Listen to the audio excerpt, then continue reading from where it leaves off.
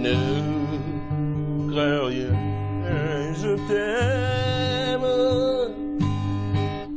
je suis avec toi. Mon Messie suprême qui soutient ma foi. La sombre vallée n'a plus de terreur. L'âme consolée,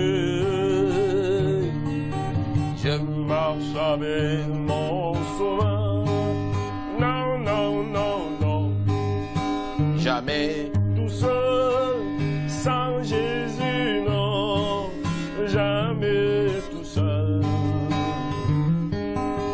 Jésus, mon sauveur, me garde, jamais ne me laisse seul.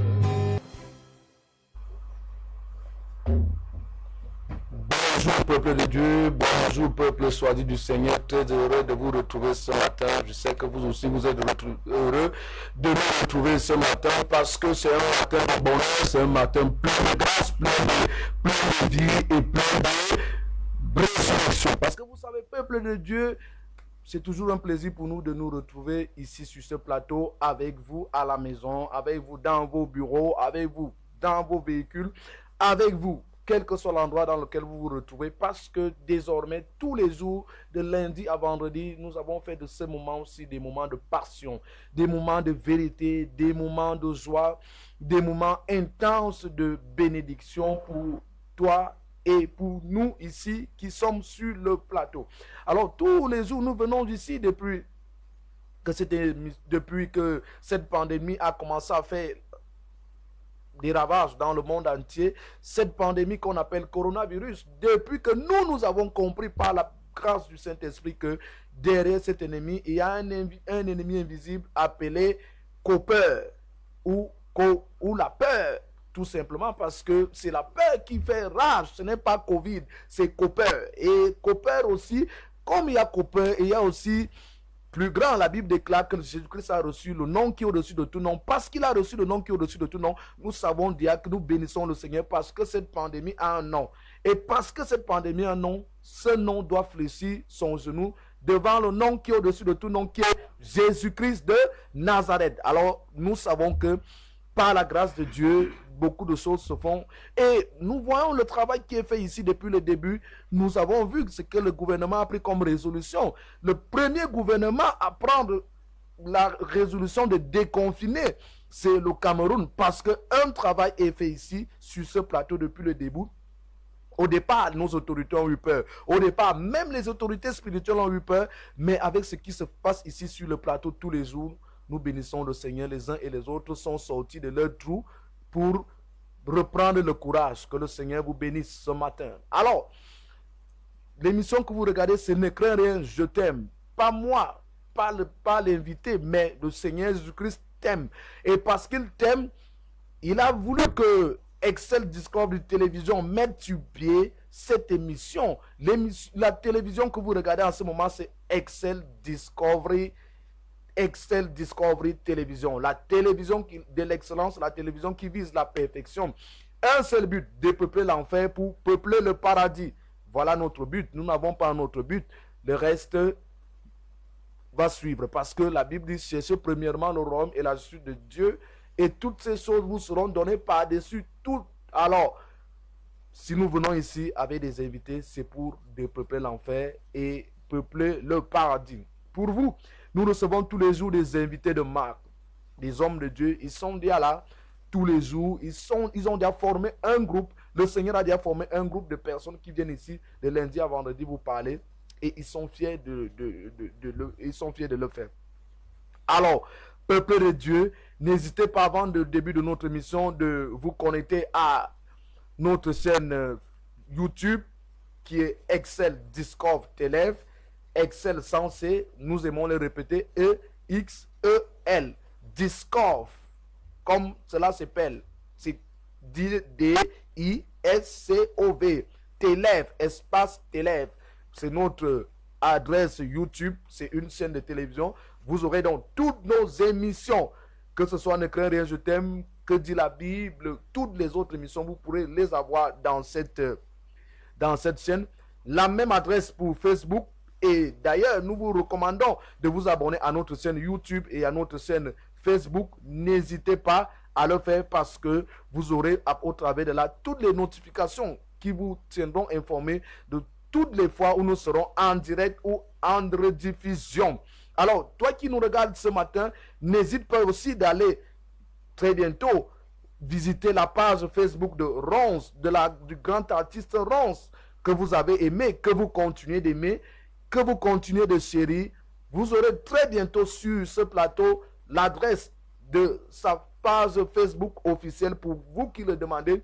Et nous disons aux uns aux autres, parce que le pasteur, c'est le pasteur, et l'artiste, c'est l'artiste, et chaque artiste doit être nourri par son art. Même la Bible le dit que le sacrificateur sera nourri à l'autel. Alors, ne laissez pas que les uns et les autres puissent bénéficier des œuvres de l'esprit d'une personne. Ce matin ou cette semaine déjà, nous parlons de la vérité. Et hier, nous avions déjà commencé à parler de cette vérité. Nous avions déjà commencé à parler de la vérité. Et il est déjà installé. Il a toute une chanson qu'il a dédiée à la vérité. Toute une chanson dédiée à la vérité. Et que nous avons tous aimé, que nous avons tous apprécié, que nous chantons tous les jours dans nos maisons. Il est installé. C'est un artiste de grande renommée. Ça me fait toujours plaisir de le retrouver sur ce plateau. À chaque fois que je le vois sur ce plateau, je suis très heureux. Il est là, c'est un enseignant de la parole, c'est un prophète. Je ne sais pas si on peut l'appeler exégète, parce que vous aimez trop les gros mots. On peut vous le concéder. Il n'est pas théologien. C'est seulement ce qui est la difficulté avec lui, parce que lui, il aime parler seulement de la parole de Dieu. Il n'aime pas sortir de la parole de Dieu. Il dit toujours que je suis un poisson. Si vous me faites sortir de la parole, c'est comme si vous avez sorti le poisson de l'eau. Il va devenir soit le bifaka, soit le poisson braisé. Et il n'aimerait pas être le bifaka. Il aimerait rester un poisson en bonne santé. Il est là, le révérend pasteur Ronce Bazambo, un oncle à moi, un aîné à moi, un père à moi. Bonjour, révérend pasteur Ronce Bazambo.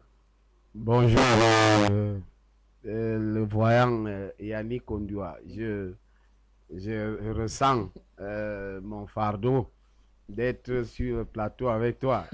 Hier, j'étais très à l'aise parce qu'il n'y avait pas quelqu'un qui m'amène en difficulté. Mais qu'à cela ne tienne, je me réjouis de te voir parce que autant j'étais satisfait, content hier, autant je suis curieusement content de voir que tu es arrivé ce matin. Donc finalement, comme tout être humain, on ne sait même pas ce qu'on veut en réalité. Et heureusement que nous avons la vérité. Et c'est la vérité qui nous a franchis de cet esclavage. Je voudrais saluer le peuple de Dieu. Je voudrais bénir tous ceux-là qui ont pris vraiment déjà à cœur de s'asseoir tous les matins à partir de 10h30 pour nous donner l'occasion d'être tout simplement des supports que le Saint-Esprit utilise pour communiquer avec le monde. Parce qu'à ce moment, nulle part dans le monde, nous ne pourrons ne pas arriver, étant donné qu'aujourd'hui, Jésus avait dit que nous ferons des œuvres plus grandes que celles que lui-même a faites. Donc, aujourd'hui, nous avons la possibilité de parler à quelqu'un qui est en Inde, quelqu'un qui est aux États-Unis, quelqu'un qui est à New York, ou qui est au Canada, quelqu'un qui est en Belgique, en France, et partout en Afrique, Afrique de l'Ouest, Afrique centrale, comme à Malabo et partout. Nous avons déjà ce privilège. Et et par l'entremise, donc non seulement de la télé, mais des réseaux sociaux, via Internet, nous vous disons bonjour. Et nous voulons vraiment parler avec vous de la vérité. Parce que Jésus s'appelle la vérité. Homme de Dieu, merci. Nous rappelons à nos chers téléspectateurs que l'émission est interactive. L'émission, c'est nous, c'est eux. À la maison, vous ne pouvez pas peut-être venir sur le plateau, mais intervenir Mais en vous êtes direct. invité. Oui, vous êtes invité, même étant à la maison, appelez, envoyez des SMS, nous allons les lire, nous allons les partager. Appelez, même si quelqu'un, même si le modérateur a la parole, l'invité a la parole, appelez, vous serez privilégié. D'ailleurs, nous commençons par ce message d'un téléspectateur qui a regardé l'émission en rediffusion hier et il ne savait pas que c'était en rediffusion. Je vais vous faire lire ce message qui est très important, homme de Dieu. Il dit, bonsoir. Est-ce qu'un chrétien catholique né de nouveau doit encore prier Marie? S'il vous plaît, c'est une question très importante pour moi. Marie-Joseph. Il a dit lui-même déjà, on lui a donné le prénom de Marie et de Joseph au même moment. Il s'appelle Marie-Joseph. Ah ben, je vois pourquoi c'est très important pour lui. Il dit que c'est très important pour lui parce que lui... Parce que certainement, il priait Marie comme lui-même. Lui-même, et il priait encore Joseph comme lui-même. Il est en même temps mariologue et jésuphologue. Jésuphologue. Alors, il veut savoir si lui, bon, pas lui, peut-être il ne parle pas de lui. Il parle de comme l'autre disait, quand je parle de moi, je parle des autres, je parle de vous. Alors, il veut dire, un chrétien catholique né de nouveau doit encore prier Marie. Doit-il encore prier Marie? J'aurais un peu de la peine à répondre à sa question. Parce qu'il y a des difficultés de compréhension. Parce que forcément, un chrétien catholique né de nouveau. Alors, disons que un chrétien catholique, bon, on parle de né de nouveau parce qu'il y a des thèmes qui se mélangent. Oui, il parle de chrétien, il parle de né de nouveau, il parle de catholique. Trois thèmes. Donc c'est un peu comme un petit mélange. Un petit mélange. Et c'est ça qui crée souvent l'embrouille dans la compréhension de beaucoup de personnes. Parce que tu te souviens que nous avons parlé d'un chrétien né de nouveau. Et lorsque on est un chrétien né de nouveau, cette question ne peut même plus se poser. Tout à fait. Cette question ne peut pas se poser. Parce que, à vrai dire, si je connais la vérité de la nouvelle naissance, et la vérité de la nouvelle naissance ne peut pas me permettre de prier quelqu'un d'autre en dehors de Jésus. Et c'est d'ailleurs pour ça que nous parlons de la vérité cette semaine. Oui, justement, parce que qui a franchi. C'est pourquoi je voudrais pas. C'est pour ça que je suis un peu en difficulté, parce que quand il est dit un chrétien, est-ce qu'un chrétien naît de nouveau? Parce que quand je sais ce que la vérité dit de celui qui est né de nouveau, c'est-à-dire que c'est quelqu'un qui est déjà qui n'a plus rien à voir avec la naissance naturelle. Le lien qu'il y a entre Marie et Jésus, c'est un lien purement naturel d'abord. Parce qu'il est sorti du sein de cette femme. Alors, si on s'arrête au niveau du sein d'une femme, on va avoir des difficultés parce que... Homme de Dieu, je vous sais véridique. Attends. Je vous sais véridique. Oui, je dis qu'on va avoir des difficultés parce que Jésus lui-même, quand il présente... Parce que quand je parle de difficultés, je parle de difficultés parce que il y a quelque chose de très profond que j'ai envie de dire. Et j'ose croire que n'importe qui peut m'écouter humblement peut accepter que ce que je dis là est vrai. Parce que voici ce que Jésus dit, déclare de sa propre bouche à propos de Jean-Baptiste. Il dit de tous ceux qui sont nés d'une femme. Marie était déjà née. Attends, j'ai dit que lui-même était déjà, puisque lui-même, lui qui parlait, était déjà né de Marie. Donc, de tous ceux qui sont nés de la femme, y compris Jésus, parce qu'il est né de la femme.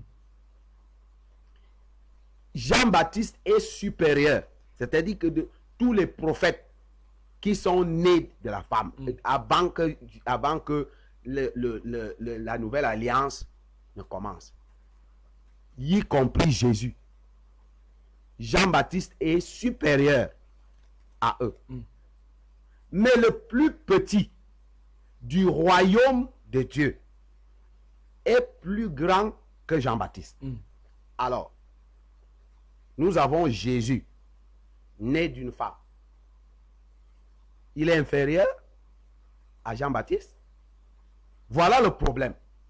Donc, dans le côté de la naissance, dans la relation de Joseph, je veux dire de Marie et de Jésus, à ce niveau, Jésus ne peut pas fonctionner. Jésus ne peut pas sauver l'humanité. Jésus ne peut pas sauver l'humanité à ce degré. Dans la dimension dans la charnelle. dimension là, dans la dimension de né d'une femme, Jean-Baptiste est supérieur à lui. Et Jean-Baptiste, tu connais la fin de Jean-Baptiste. Donc, ça veut dire que tout est fichu. Parce que Jean-Baptiste, lui, il a été égorgé et ça s'est arrêté là. Mais si Jésus lui-même se déporte dans une autre dimension, la dimension de ceux qui sont nés de nouveau, parce qu'il a dit à Nicodème que si quelqu'un peut entrer dans ce royaume, la condition sine qua non pour entrer dans ce royaume-là, c'est que tu sois comment? Né de nouveau. Alors, tu ne peux pas être né de nouveau et entrer déjà dans le royaume et tu pries encore quelqu'un qui est à la dimension de né d'une femme. Ce n'est plus possible. C'est même pas possible. Donc, à ce niveau seulement, si je m'appuie sur la Bible, je dis que c'est une chose impossible qui n'a même plus jamais la raison d'être. À moins que ceux-là qui veulent donc prier ne soient pas dans le royaume. Bon, là, ils sont libres. Et là-dessus, personne ne leur demandera rien. Ils peuvent prier qui ils veulent. Ils peuvent s'attacher à qui ils veulent. Ils peuvent faire, mais s'ils sont dans la vérité et qu'ils entrent dans le royaume, parce que celui qui est né de nouveau entre, d'abord, il voit le royaume. Deuxièmement, il entre dans le royaume. Donc, quand il est déjà là, il lui est impossible. Ce n'est pas qu'on ne lui dira pas qu'il ne faut pas prier. C'est qu'il n'a plus même, il ne peut pas, il ne voit que le royaume, il ne peut pas voir quoi que ce soit d'autre. Ce n'est même pas possible. C'est-à-dire que la chose est spirituelle. La chose est spirituelle. À une dimension qui dépasse l'imagination de l'homme. Donc l'homme spirituel, celui qui est né de nouveau véritablement et qui est déjà dans le royaume, ne peut pas. Ce n'est même pas qu'on lui dit. Ce qu'il ne peut pas. Puisque ce qu'il voit, il voit les choses que l'homme naturel, c'est les hommes naturels, hommes animaux, c'est eux qui peuvent encore prier les autres hommes en tenant compte de leur position ou de leur dimension dans la relation avec Dieu. C'est pourquoi vous voyez certaines dénominations aujourd'hui, en dehors de Marie, d'autres ont des messagers, ils ont des messagers, ils ont des derniers messagers et qu'ils vénèrent, qu'ils font. Ce n'est pas de leur faute. Ils restent dans la dimension naturelle. Ils restent dans la dimension tout simplement de la relation humaine.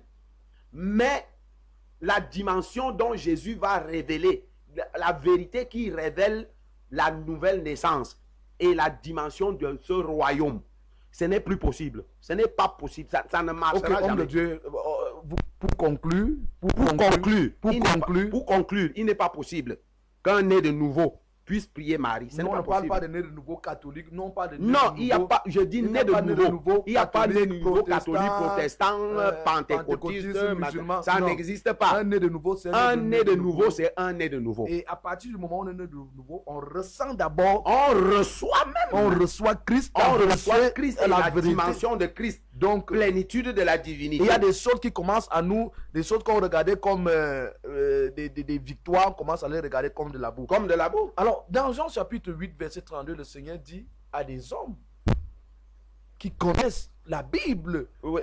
qui connaissent la Bible, la loi de Moïse, Mhm. qui connaissent de Genèse à Malachie, Mhm. qui la pratiquent, le Seigneur les scandalise en leur disant, vous connaîtrez la vérité et la vérité vous affranchira. De quelle liberté, ou bien la vérité vous rendra libre, de quelle liberté il était question ici, homme de Dieu? De la liberté dont je suis en train de parler. Laquelle? La liberté qui amène l'homme à quitter la condition humaine. Mm.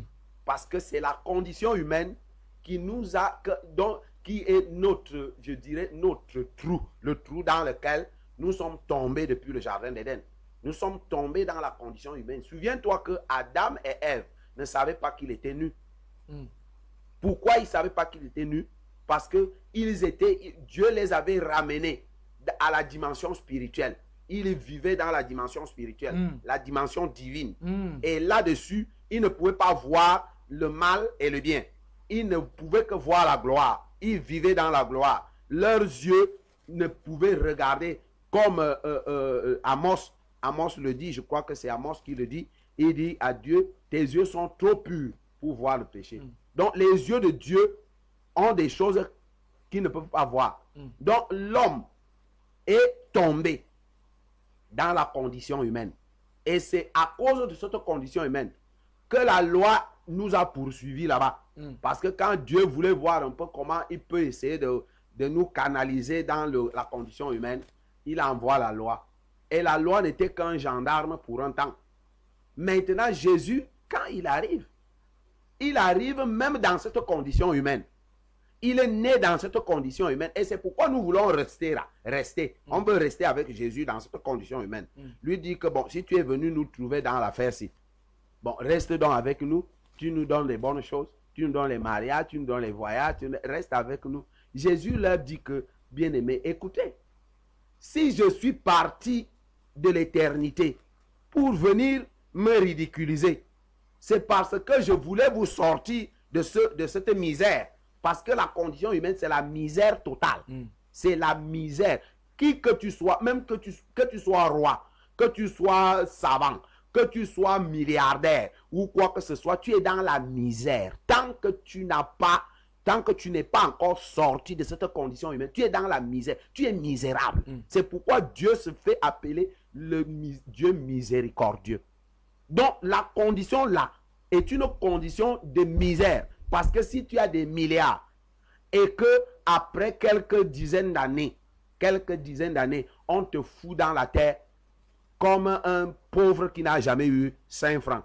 Est-ce que tu peux me montrer la différence entre le milliardaire qui meurt, on le fout dans la boue, et le pauvre qui n'a jamais eu 5 francs qui meurt, on le fout dans la boue? De la même façon. Peut-être dans la manière de les enterrer. La manière. Et cette manière. Peut-être cette si le manière- pauvre n'aura pas de collation, N'est-ce pas? si le riche, il y aura La collation, le il y aura une cadavre ne collation, mange ils pas vont la boire le collation. champagne. L'habillement même aussi, le riche sera, le pauvre sera... Ces mêmes habits qui, dans moins de 3 mois,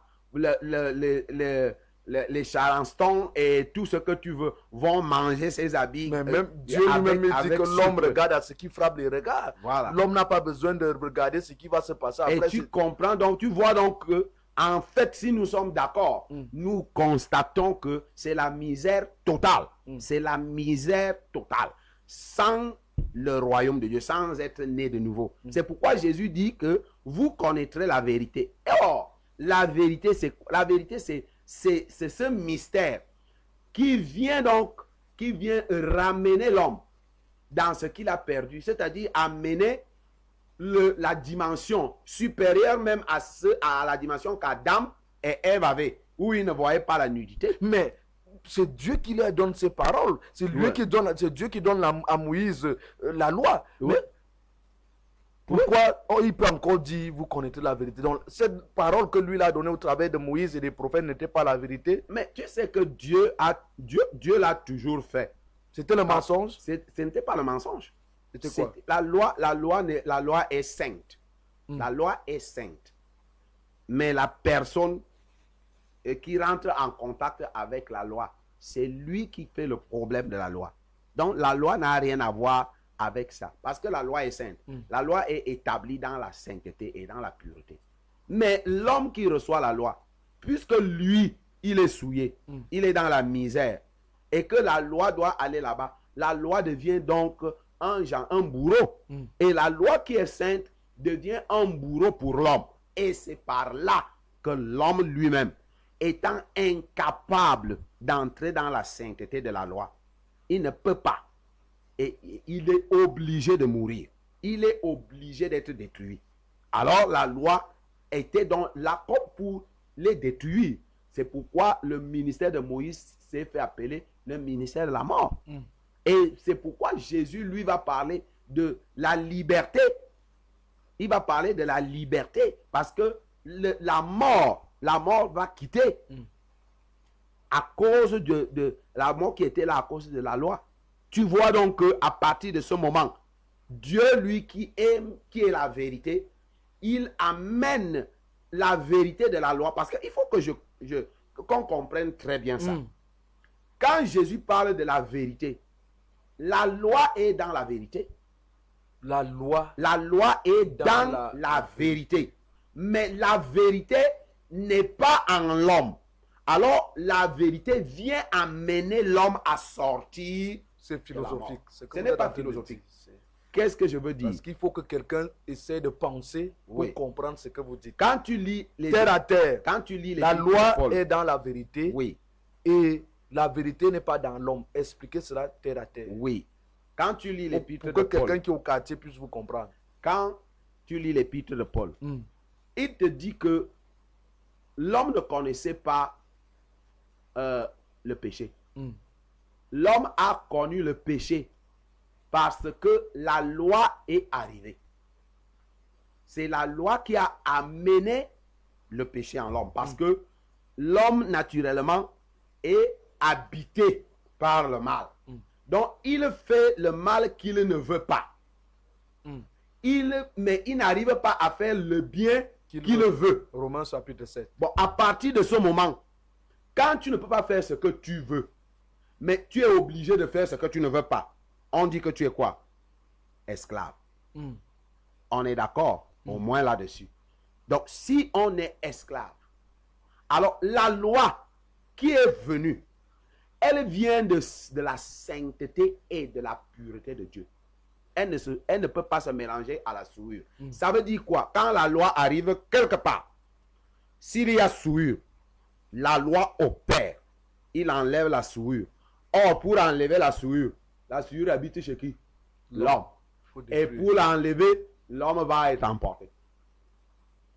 L'homme va être emporté. Cela veut donc dire que quand on appelle la loi ministère de la mort, ce n'est pas parce que c'est la loi qui est la mort. C'est parce que partout là où la sainteté de la loi arrive, cette sainteté et la loi vont purifier, enlever tout. Et l'homme étant le péché, le mal circulant dans son sang, on ne peut pas dissocier son sang et lui-même. Alors, il va partir. C'est là que le péché produit la mort. C'est là que le péché produit la mort. Tu vois donc que quand Jésus vient, Jésus, lui, il est la vérité. Cette même vérité, la loi connaît la vérité. Mais la loi est tranchante. À cause de la vérité, la loi est tranchante. Dès qu'elle arrive quelque part, pap, elle frappe. Pap, elle frappe. Donc, si la loi reste, elle va décimer tous les hommes. Personne ne peut se relever. Alors, Jésus lui vient et dit maintenant, je vais vous amener à une autre dimension qui va vous permettre que, comme la loi est intransigeante, elle est tranchante, et elle est sans pardon, parce que la loi n'a pas de pardon. Celui qui enfin a une loi doit faire comment? Mourir. Dieu lui-même l'a dit. Il dit que l'âme qui pêche doit mourir. Ça, c'est la loi du péché et de la mort. Et quand Jésus arrive, Jésus est la vie. Il faut donc maintenant délivrer cet esclave qui ne peut pas faire ce qu'il veut, mais qui est obligé de faire ce qu'il ne veut pas. Il faut le délivrer. Mais pour qu'il soit délivré, Jésus lui dit, il faut que tu connaisses la vérité. Si tu connais la vérité, tu auras la possibilité maintenant de ne plus être trompé. Parce que celui qui est venu te tromper est un menteur. Et il t'a menti au point où tu ne peux même plus te rendre compte. Parce qu'il t'a présenté le bien et le mal. Et maintenant, tu n'arrives même plus à distinguer. Qu'est-ce qui est bien? Qu'est-ce qui est mal? Parce que c'est ça le danger. Regarde quand Satan dit à Adam d'aller manger le fruit. Il lui dit que vos yeux s'ouvriront et vous connaîtrez le bien et le mal. La connaissance du bien et du mal a apporté quoi à Adam et Ève? La mort. La mort. Donc, la connaissance du bien et du mal ne peut qu'apporter la mort. C'est-à-dire la loi. La loi. Donc, maintenant, parce que c'est la loi qui connaît le bien. Bon. C'est la loi qui connaît le mal. La vérité. Or, la vérité amène maintenant l'homme à voir, au-dedans de cette vérité, il commence à découvrir ce qu'il est. C'est-à-dire, il n'est pas un simple objet.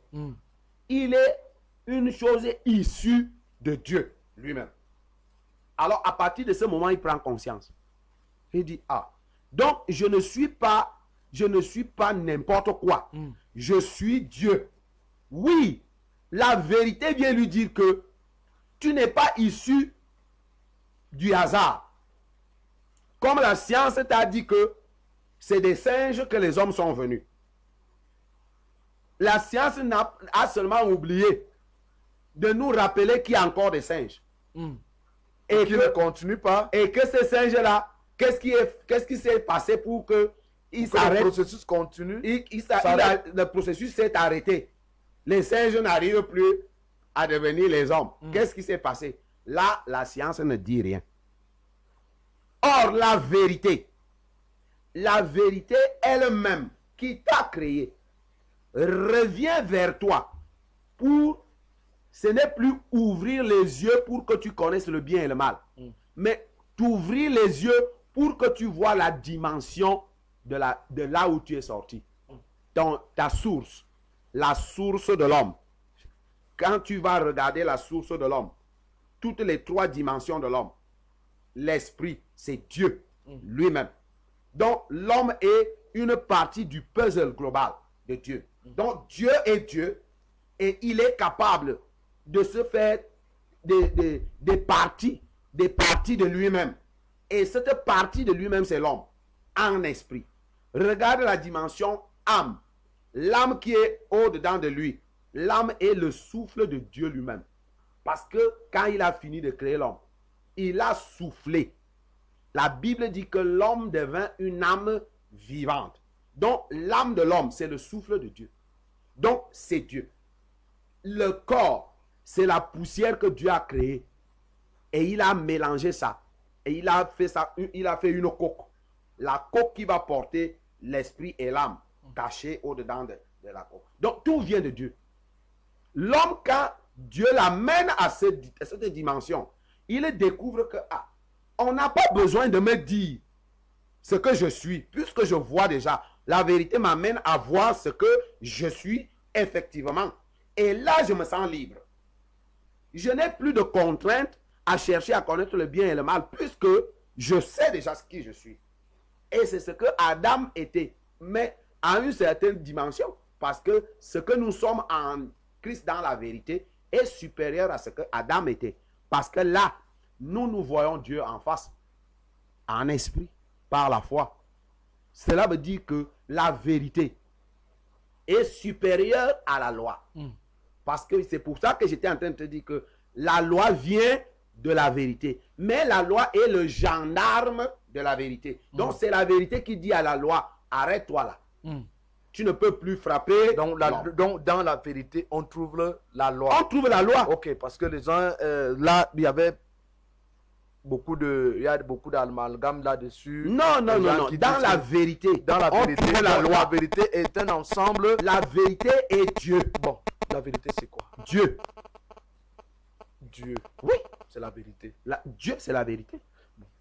Donc, et c'est dedans qu'il y a la loi. C'est dedans qu'il y a la vie. C'est dedans qu'il y a tout ce que l'homme peut donc pouvoir connaître. Quelle est la différence entre le fait de dire la vérité? Ça veut dire que dans le monde, quelqu'un te dit, par exemple, tu dis, c'est à qui le téléphone? Tu dis que ce n'est pas mon téléphone, c'est le téléphone de ma femme, alors que c'est le vôtre.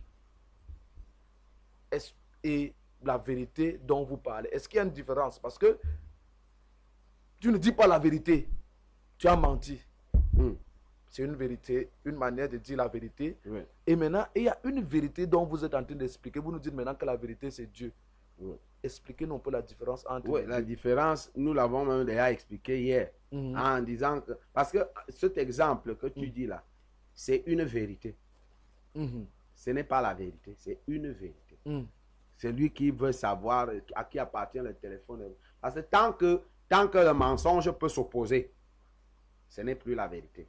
C'est une vérité. Parce que dès que le mensonge peut prendre le dessus et étouffer les hommes, on est obligé de chercher la preuve. Parce que la vérité n'a pas de preuve. Ok, vous dites qu'il y a La vérité et ce qu'on vit au quotidien là, ce sont des vérités. C'est les vérités. Des vérités qui Oui. s'opposent au Le monde n'a mensonge. que des vérités. Oui, le monde n'a que Le des... monde entier, l'humanité tout entière, ils n'ont que des petites... D'ailleurs, ces vérités peuvent être... Eux-mêmes disent, eux-mêmes, ce n'est pas Dieu qui a dit, eux-mêmes disent que la vérité est relative. Ça veut dire que ce que toi tu trouves vrai, ce n'est pas forcément ce que moi je trouve. D'ailleurs, les femmes, les sages femmes en Égypte ont menti au sujet des fils, des fils des Hébreux. Des Hébreux. Le Seigneur ne les a pas punis. Au contraire, on voit le Seigneur les récompenser. Mais Abraham a dit à Pharaon Que c'est sa sœur. C'est sa sœur. Et le Seigneur a plutôt puni encore Pharaon. Voilà. Donc, ces choses-là, on ne sait pas. On dit seulement que la vérité, c'est Dieu. Dans le monde, c'est des vérités. Ok. Homme de Dieu, aujourd'hui, nous parlons de la vérité face à ce qu'elle veut affranchir. Ouais. La vérité qui est Dieu, que nous avons d'ailleurs défini. Oui. Et ça veut, on dit face à ce qu'elle veut. Face, ça veut dire que la vérité est en face. Et il y a des gens que la vérité veut. Donc, sauver, ça veut dire veut que délivrer, ça veut dire qu'il y a déjà le verbe vouloir. Ouais. La vérité n'affranchit pas tout le monde. Elle veut affranchir tout le monde. Elle veut. Elle veut affranchir tout le monde. Ouais. La vérité veut affranchir qui? L'homme. Avec grand H. L'homme avec grand H. C'est-à-dire tout être créé par Dieu. Je dis bien tout être créé, tout être vivant, homme, créé par Dieu. Dieu veut l'affranchir. Oui. La vérité veut l'affranchir. Oui, la vérité veut affranchir face. La vérité veut affranchir des gens et se trouve face à des gens. À ces gens. Expliquez-nous un peu ce que vous entendez par là. Ce que j'entends, moi, à mon niveau, ce que j'entends par là, c'est que la vérité s'est fait une mission après l'échec de l'homme. Et l'homme a échoué parce que le mensonge est venu s'infiltrer. Alors la vérité a quitté. Il a laissé l'homme dans ses vérités. Et c'est pourquoi tu vois Adam et Ève s'étaient battus pour convaincre Dieu. Et faire comprendre à Dieu qu'il n'y est pour rien. Et il a dit ce qui s'est passé. Adam et Ève a dit exactement ce qui s'est passé. Il n'a pas inventé. Parce que ce qui s'est passé, il n'a jamais demandé de femme à Dieu. Et Dieu a décidé de venir lui donner la femme. Là, voici une vérité.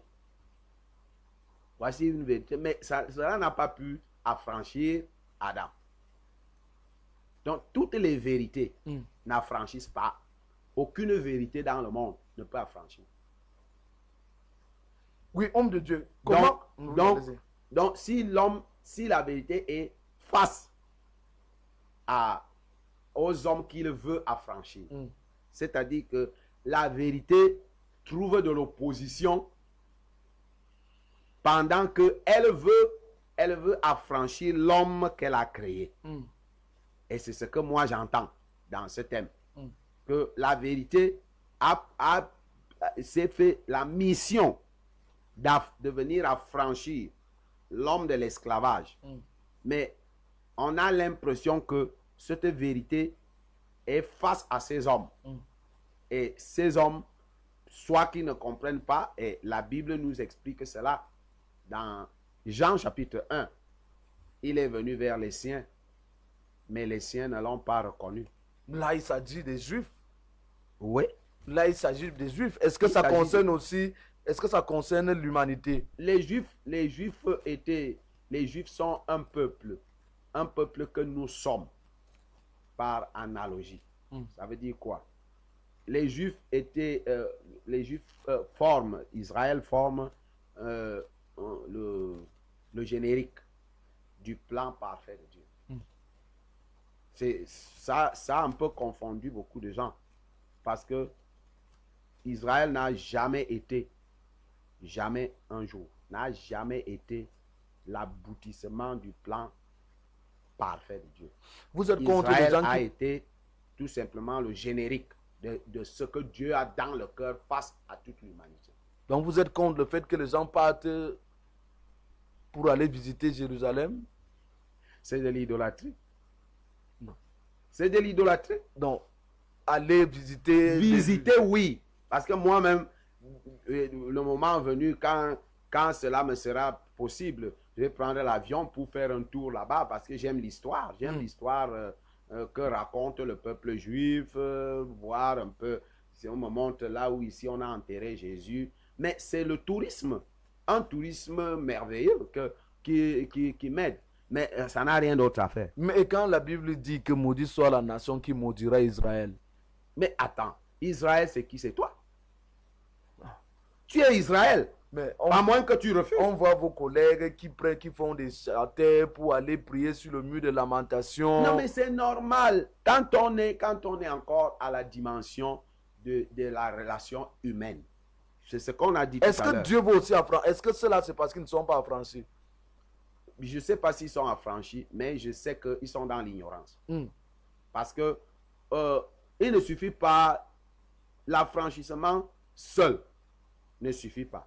Parce que quand la vérité t'a franchi, faudrait donc, comme on a dit hier, faudrait-il que tu demeures dans la vérité. Jésus lui-même l'a dit. Il a bien dit, je suis le vrai cep et vous êtes des sarments. Ça dit que Jésus reconnaît déjà le fait que les branches et l'arbre. Mais pourquoi il pose encore la condition aux branches? Et si vous demeurez en moi, ça veut dire qu'il y a des branches qui peuvent ne pas demeurer. On peut être affranchi. Mais si on ne demeure pas, on va tomber dans l'ignorance et on va aller faire l'idolâtrie. Et c'était même collègues qui critiquent les catholiques. Ils critiquent l'église catholique de prier Marie, d'aller à Lourdes, mais eux-mêmes, ils partent avec, ils rentrent avec des huiles. Voilà, eux-mêmes partent encore en Israël et partent, ils disent qu'ils font des pèlerinages là-bas parce que c'est la terre. Il n'y a pas, Jésus lui-même a parlé. Je ne sais pas si nous avons, c'est pourquoi tu es souvent étonné quand moi je te dis qu'il y a deux Jésus. Et ben, il y a deux Jésus. Même si on me tue, il y a deux Jésus. Parce que tu ne peux pas me dire que le Jésus de la Bible a dit à la femme samaritaine, Jean 4, que ce n'est plus ni à Jérusalem, ni dans les montagnes. L'heure vient et elle est déjà là. ou les vrais. Donc, ça veut dire qu'eux-mêmes sont sortis des vrais. Ils sont partis trouver la femme samaritaine. Ils ont dit à la femme là, toi, tu as raison. Ce que Jésus disait là, il dérange. Jésus lui-même dérange. Parce que toi, tu dis...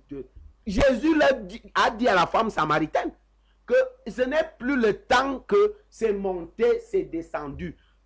C'est déjà le temps où tu es assis quelque part, assis là où tu es là, tu es avec Dieu en personne. La présence glorieuse, effective de Dieu est en moi. Là où je suis là, Dieu habite en moi. Dieu est en moi.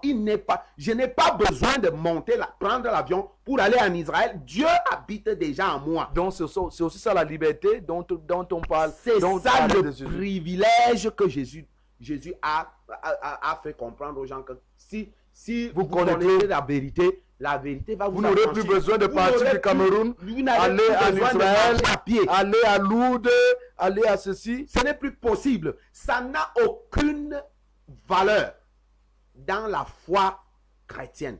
Aucune valeur. Celui qui le fait, il n'a pas besoin d'ouvrir la bouche pour critiquer les catholiques. Vous dites cela pour choquer les gens ou bien... Je n'ai pas besoin de choquer quelqu'un. J'ai besoin de dire la vérité. Jésus est la vérité. Jésus n'est pas... Mais pourquoi vous demandez aux gens d'aller aussi à l'église? Pourquoi les gens partent à l'église? Mais l'église, c'est quoi?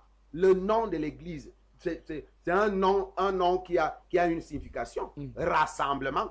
C'est les enfants de Dieu qui se rassemblent pour qu'ensemble ils louent leur Dieu, pour ressentir la communion fraternelle entre eux, c'est tout. L'église, c'est ça. Mais ces gens peuvent aussi vous dire qu'ils partent aussi se rassembler à Lourdes, ils partent aussi se rassembler à Israël. Non, on ne refuse pas. On ne refuse pas. C'est tout à fait même normal que les enfants de Dieu décident que nous partons nous rassembler en Israël ou à Lourdes. Donc vous n'êtes pas contre ça? Non, non, au contraire. Il y a comment dirais-je, des moments où moi-même je peux appeler certaines personnes, je dis bon, alors on peut rester quelque part. Et ça peut être une retraite. Ce n'est pas le lieu d'aller adorer. Ce n'est pas un lieu physique pour dire que c'est ici que ce lieu ne change rien et n'ajoute ni n'enlève rien dans ce que je suis. Non. Tout ce que je peux faire, si je vais en Israël, si je vais à Lourdes, si je vais j'y vais parce que j'aimerais aussi quand même bouger, aller faire un peu de tourisme et puis l'histoire me raconte beaucoup de choses qui se sont passées ici. C'est merveilleux de les voir, de voir les lieux que ces choses se sont passées. Mais ça ne change rien, ça n'ajoute rien dans ma foi. Rien. Ça n'ajoute rien dans ma relation avec Dieu. Donc, parce que quand on parle de la vérité qui a franchi, voilà autant de choses dont les gens sont esclaves. Donc, vous nous dites que celui qui a été affranchi par le Seigneur n'a plus besoin de toutes ces charges-là. Rien du tout. N'a plus besoin de prendre un lieu pour un sanctuaire. Rien du tout. Parce que lui-même, il est déjà le sanctuaire de Dieu. Il est déjà le sanctuaire. Tu es l'habitation. Tu es la demeure. Tu es la résidence. Comment tu peux aller à étudier?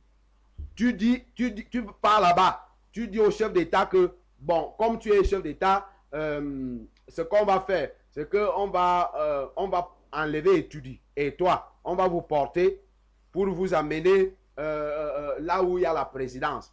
Mais il va te dire que, attends, c'est la présidence ici.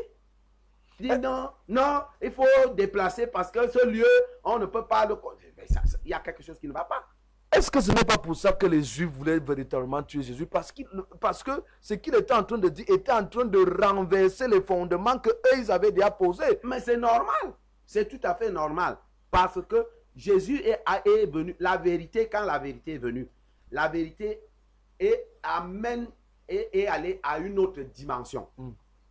Et c'est tout à fait compréhensible de voir que celui qui est dans la dimension faible et qui n'est pas humble. Parce que le problème, c'est quoi? C'est que l'ignorant est souvent arrogant. L'ignorant est orgueilleux. Parce que si l'ignorant était humble, celui qui est humble et qui est ignorant est quelqu'un qui devient de plus en plus illuminé. Pourquoi? Parce que l'humilité précède la gloire. C'est ce que la Bible dit. Or, quand les gens pensent qu'ils connaissent, mais quand ils posent des actes, tu te rends compte que ces actes sont contraires à ce qu'ils disent connaître. On a l'impression à ce moment que il préfère peut-être être ignorant, ou alors il est orgueilleux et il ne veut pas accepter qu'il est ignorant. Donc en fait, les Juifs étaient ignorants et Dieu lui-même les a appelés ignorants. Il a dit mon peuple périt parce qu'il lui manque quoi? La connaissance. Ok, homme de Dieu, nous allons faire plaisir à nos téléspectateurs de Facebook. Il y a le révérend Daniel Latte qui dit bonjour à vous en studio. Il y a Charmant Diebo qui dit bonjour à vous en studio. Le riche comme le pauvre subissent le même sort à la mort. Toutefois, celui qui a donné sa vie au Seigneur Jésus est heureux car son sort est entre les mains de Jésus. Amen. Et il dit encore le même Charmant Diebo, la mission de la vérité est de venir sauver l'homme. Jésus lui-même a déclaré être le chemin, la vie et la vérité. Oui. Donc voilà quelques interventions pour le moment. Oui, et c'est ça. C'est la vérité. Jésus est venu pour amener dans l'homme à une autre dimension. Jésus est venu parce que la dimension dans laquelle nous sommes foutus depuis le jardin d'Éden, c'est là-bas que nous croyons qu'en allant voir le bien et le mal, on croyait qu'en allant voir le bien et le mal, ça va nous ajouter quelque chose. Or, ça a plutôt détruit. Parce que notre Dieu est un Dieu qui connaît le bien et le mal. Mais puisque lui, il connaît le bien et le mal, il a la capacité, dans la vérité, de pouvoir dissocier. Or, toi et moi, nous sommes limités. Parce que même si nous sommes à l'image de Dieu, nous sommes une image. Et une image ne saurait dépasser l'original. Donc, je suis convaincu que Dieu a voulu que nous puissions éviter cela parce que, en fait, Jésus qui est la vie, Jésus qui est la parole, nous suffisait parce que Jésus était, c'est vrai qu'il n'avait pas le nom de Jésus, il était, il est, pas qu'il était, il est, parce que c'est une erreur grave, abomination, même si je dis qu'il était, Il est. Jésus est. Donc, avant même que l'homme ne soit créé, Jésus est. Donc, en fait, quand il revient maintenant ici, c'est parce qu'il sait au commencement ce qu'était l'homme quand Dieu commençait la chose. Il sait ce qu'était l'homme. Ce n'est pas ce que nous sommes aujourd'hui. Nous sommes versés maintenant dans n'importe quoi dans le monde. On a même l'impression que les hommes ne veulent plus quitter la misère. Ils sont tellement habitués avec la misère qu'ils ont déjà habillé la misère. Ils ont déjà donné des chaussures à la misère. Ils ont déjà donné des boucles d'oreilles à la misère. Donc la misère devient une belle femme. L'homme est habitué à porter des charges, l'homme est habitué. C'est pour ça quand on vient avec la vérité qui est tellement simple, Oui. qui est spirituelle, l'homme est habitué aux choses charnelles. Alors, homme de Dieu, on va un peu souffler avec une transition pour revenir aborder véritablement notre thème de ce jour, la vérité, face à ce qu'elle veut affranchir. Nous prenons une courte transition.